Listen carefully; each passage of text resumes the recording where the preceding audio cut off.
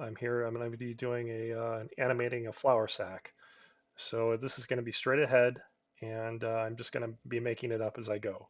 So here we go. Turn on my onion skin here so I can see the previous drawing behind it, like that. And here it is.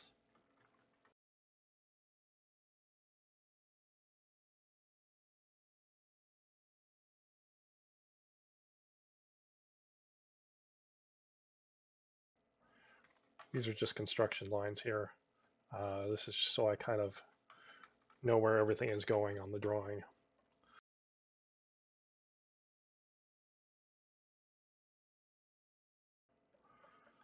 Maybe I'll have him do like a little jump. That might be interesting. And as you can see, I'm just going with the flow of it.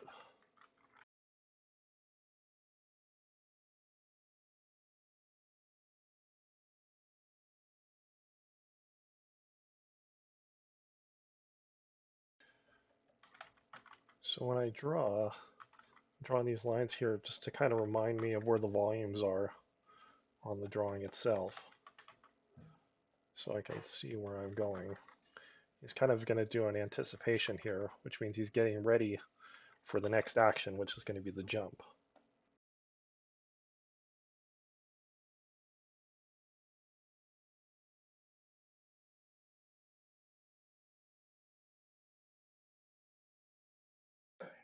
Fattening out the sides here so I can give him some weight.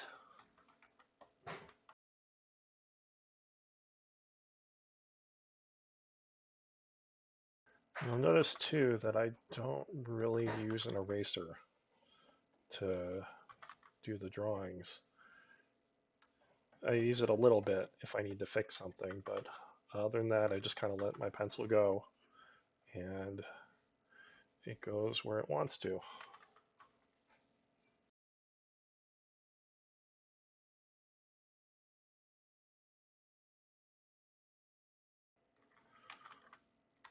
And the idea too is kind of like what I did in the beginning was I just kind of roughed it out, and then when I go back in, I can actually start making little adjustments to it.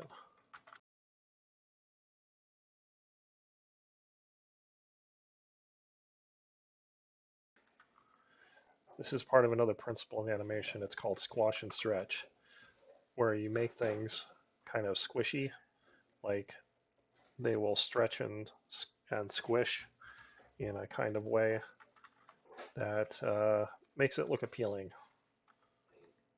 and kind of gives also the character some more weight and timing. All right, I think he's about ready to start the jump.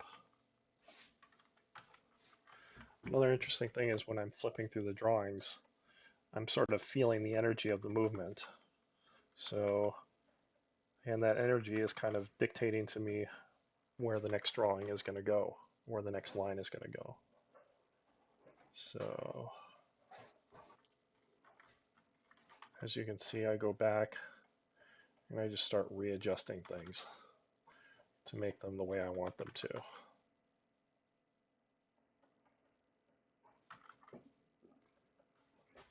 This, by the way, is a program I'm using called Sketchbook, and it's a free program that you can download online. It's from Autodesk, the same company that makes Maya, the CGI animation software. Um, so you can get this for free if you want. So that's the hard part about straight ahead animation is you have to make sure that you're not, your characters aren't growing or shrinking as you do it. You have to make sure his, because I want it to be a cycle, so he's just going to hop up and down all the time.